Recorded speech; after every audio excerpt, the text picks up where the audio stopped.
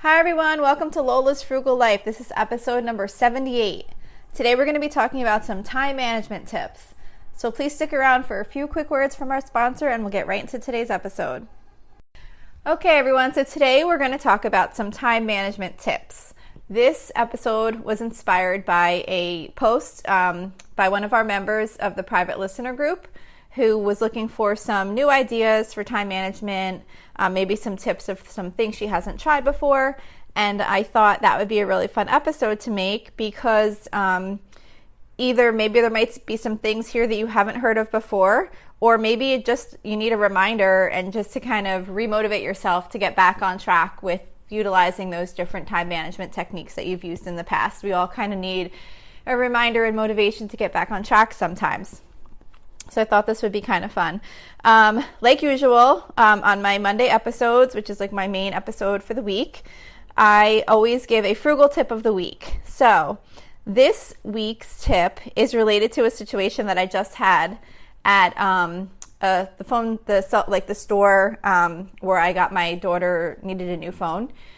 She dropped her phone in the ocean last week. It didn't go into the ocean, but it got hit by a wave. And even though the iPhone that she has is supposed to be pretty water resistant, and she did get it out very quickly, I think just because of the salt water or whatever, it destroyed the phone. So I ended up in the store getting her a new phone. My son's phone from, I think, a year ago or so, he dropped his in the bay in Maryland when we were on vacation, so his is still there. But anyway, so now we have two phones that have been basically taken from us by some form of water. But anyway, I was in the store with her, and the salesman was trying to explain to me that they had an offer where they were going to give me a free device and my bill would go down if I took this offer. So I'm thinking, that makes no sense. Why would you give me something for free and then charge me less? Like I couldn't comprehend how this could possibly make any sense at all. And he just kept telling me over and over that my bill would go down and I'd get this device for free and, whatever. So I was like, I just kept repressing him. Like, can you please re-explain this to me? Because it's just not logical that there'd be any motivation for you to want to give me a free device and then charge me less every month. So he wound up writing it all out. And my bill was not, okay, technically my bill would have gone down, but that's because I was going to be using a credit that they were going to apply to my bill for upgrading my daughter's phone towards getting this new device. So there was a charge for the new device, and my bill would have gone down even further if I didn't use some of that credit towards paying for this new device. So it was just very deceptive, and I can imagine people taking their word for it and saying, okay, that sounds great. Sure, I'll get that. My bill's going to go down and I can have this new device and everything. Well, yeah, but your bill would have gone down even further if you didn't get that device. So it just made me think, just be really careful when there's offers out there, and just don't be afraid to keep pressing and ask for clarification if something's just really not making sense to you. So that's kind of my frugal tip of the week. Don't, if an offer seems too good, it probably is. People always say that anyway. But it's really true. Just kind of, sorry, I'm always letting my dogs in and out when I'm recording. Just had to let the dogs back in the house. But it's really true. If, they're trying to sell you something and make it sound in a way that just doesn't seem logical, just keep pressing them and make sure that they can explain it to you to make sure that you're using your money wisely and you're not getting tricked into getting something that you really didn't want. So anyway, that's that. So let's get into the time management tips. Okay, so the first one I have on my list is to prioritize your tasks. So that seems obvious, but the reason I put it first is because prioritizing your tasks is probably the most important thing you can do in managing your time. Because I think it's probably safe to say that most of us have more on our to-do list than we can ever reasonably accomplish in any somewhat short time frame. So you can't, if you have this to-do list and you haven't prioritized it, it creates more stress than anything, and you're less likely to get the things done because you're so overwhelmed in where to even begin.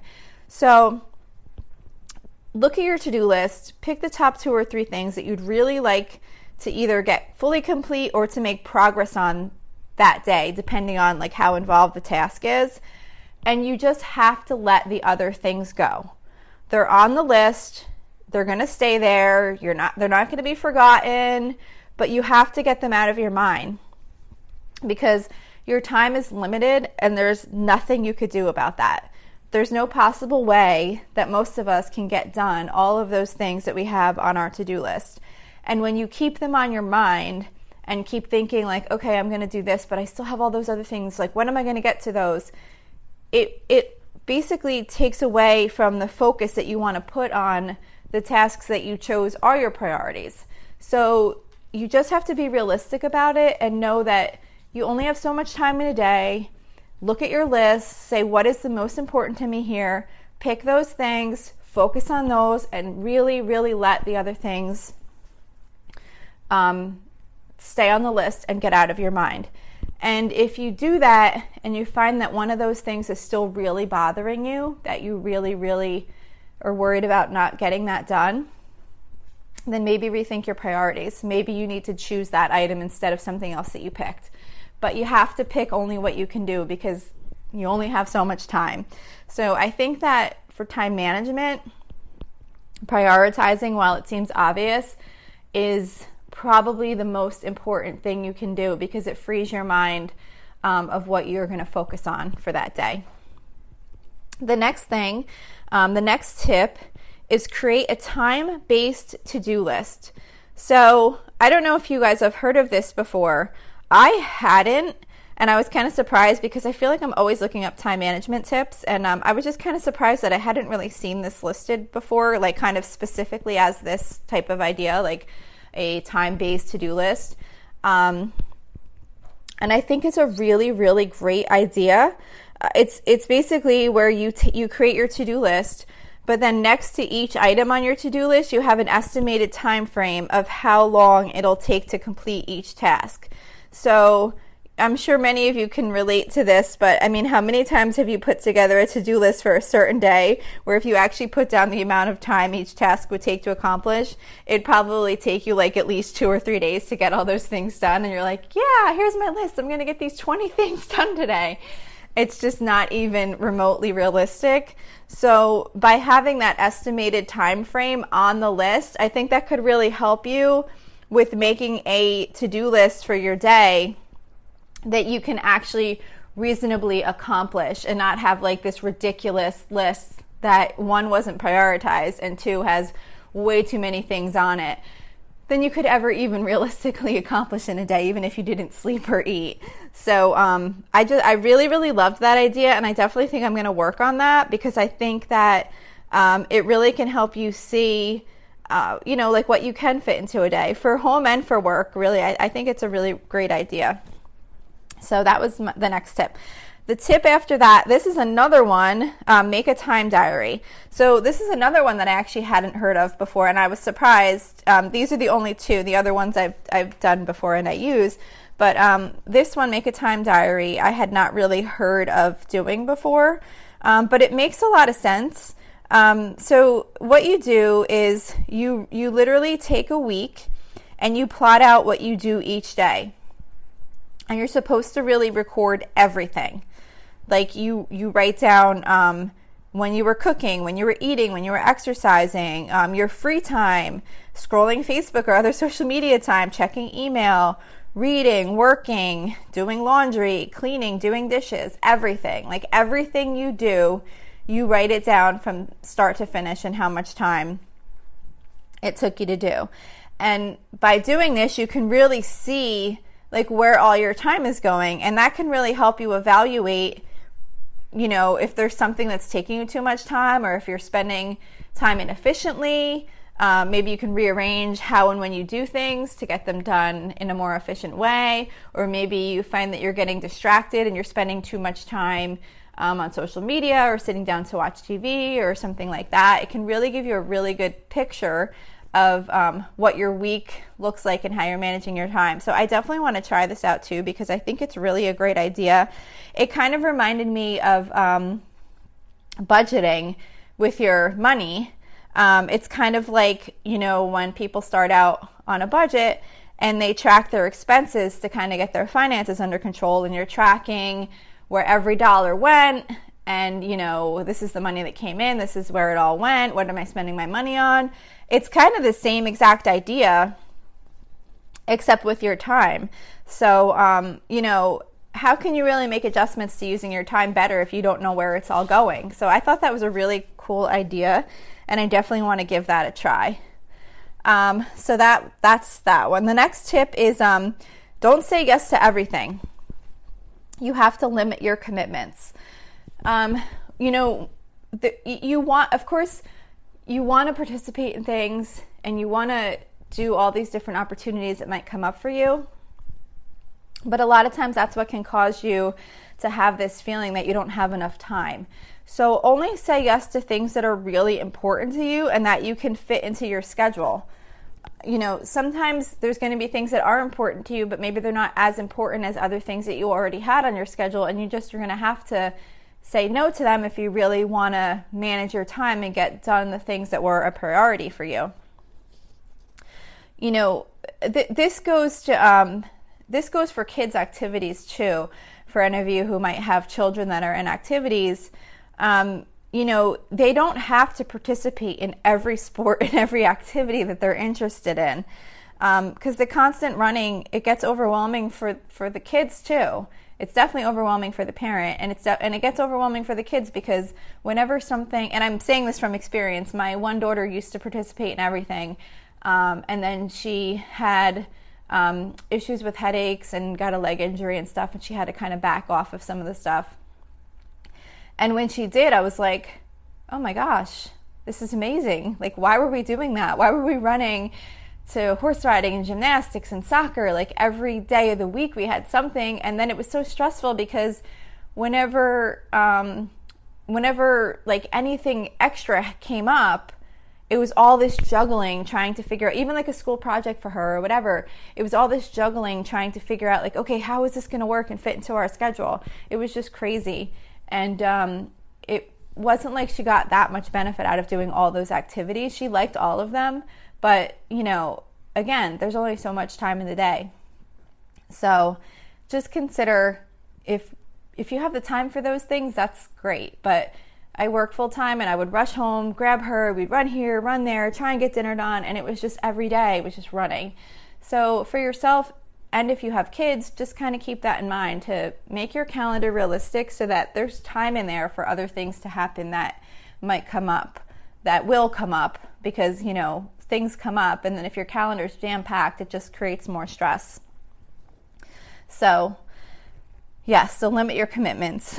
The next tip is using block scheduling. So I do have a separate episode on block scheduling if that's something you're interested in hearing more details on. I also saw block scheduling referred to as time blocking your activities. And with block scheduling, what you do is you section off your day into time frames, and you schedule what you're going to do in those time slots. So, you don't want to get over ambitious and schedule out every minute with accomplishing goal-related tasks.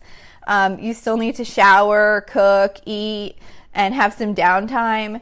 So it's more about kind of saying, okay, maybe put maybe 2 or 3 hour time slots earlier in the day, and maybe, not hour time slots, but like a 2 to 3 hour block.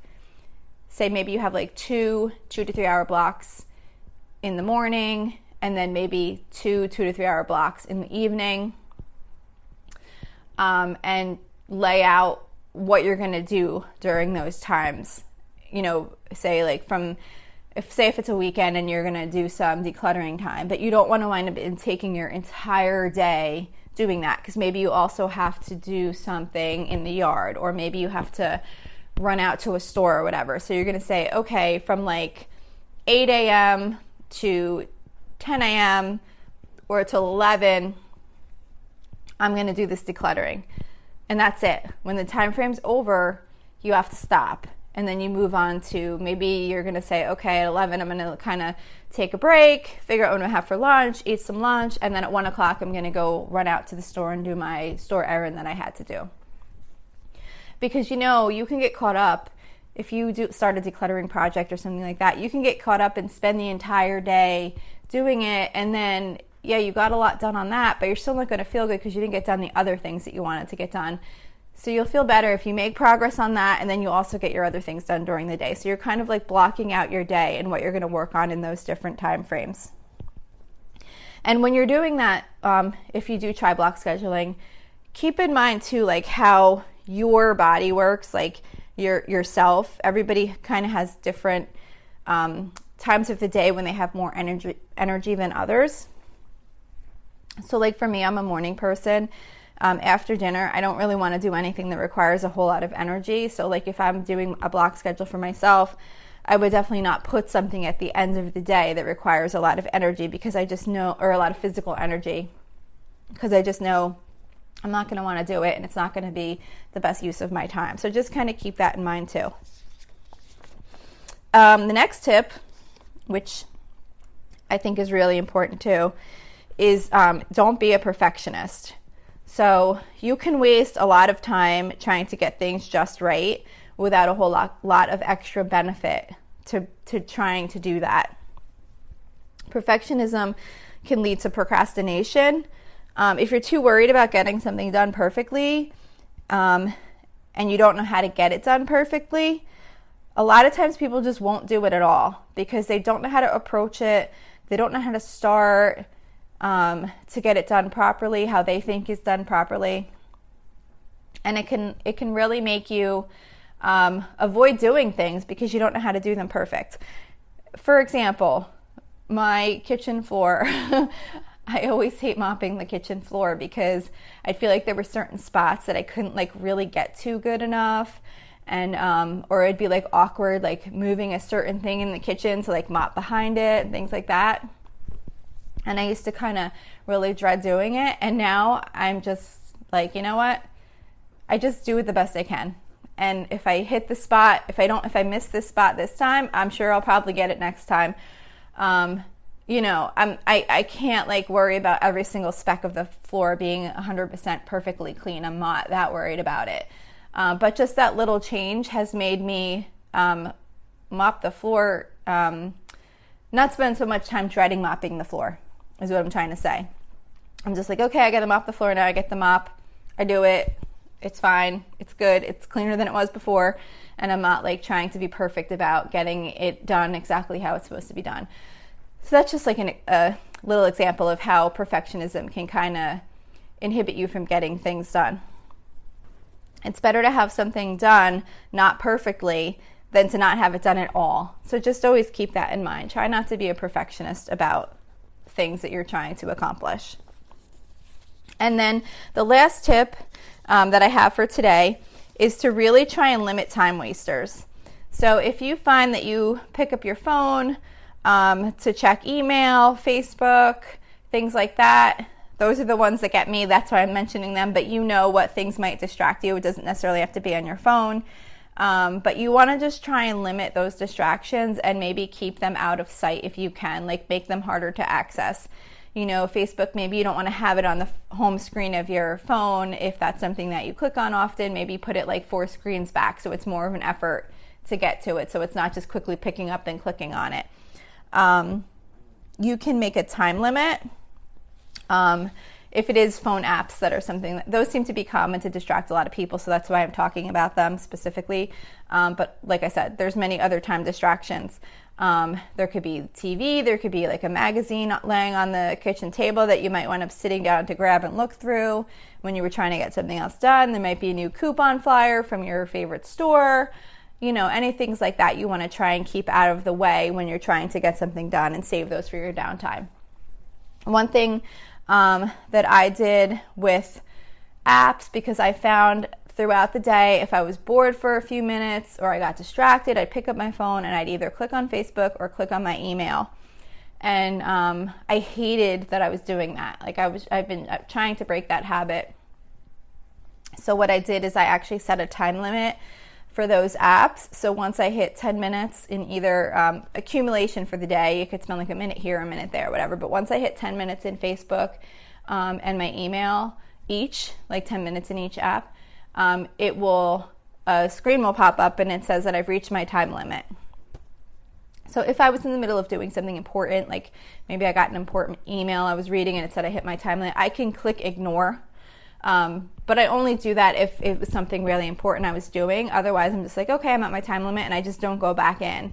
It's more a reminder to me that I've already spent 10 minutes of my day in email or on Facebook, and that's fine. I don't mind spending 10 minutes, but I don't want to spend more than that of my day.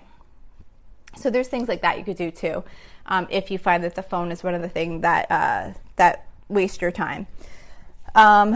What was the other thing? Oh yeah, what I wanted to say is not completely related to time management, but those time waster type things. You can also try and redirect yourself too. Like what I started doing was I usually always have a book in the Kindle app on my phone that I'm in the middle of reading. So what I tried to start doing is I allowed myself that if I was going to pick up my phone and I didn't want to click on Facebook, I could, as an alternative, click on the Kindle app, because then at least that's something that I felt like I was at least being productive and I was reading rather than just sitting there scrolling through a Facebook page. So that's just, another tip, not really time management type tip, but just kind of to re-distract yourself to do something more positive than just general time wasters. So that's it for today. I hope maybe some of these could be helpful to you. If you like the episode, please don't forget to subscribe. If you would like to leave me any feedback or message me on Facebook, my Facebook page is facebook.com/Lola's Frugal Life. We also have a private listeners group where you can just submit a request to join either through the link on the Facebook group, or you can go directly to facebook.com/groups/Lola's Frugal Life and submit a request to join. I check it usually every day, so if you submit a request, I'll approve it within the day. There's a handful of us in there right now, but it's been growing, so we would love to have you. And we basically talk about things that are same type of things that are talked about on the episodes on the show: productivity, cleaning, budgeting, things like that, frugality. So I'd love to have you. And if you did like the show, if you feel like it, I'd be really grateful if you left me a review, or even just click the stars. You don't need to actually even write anything. And that's it for today. So thank you so much for listening, and I hope you have a really awesome day.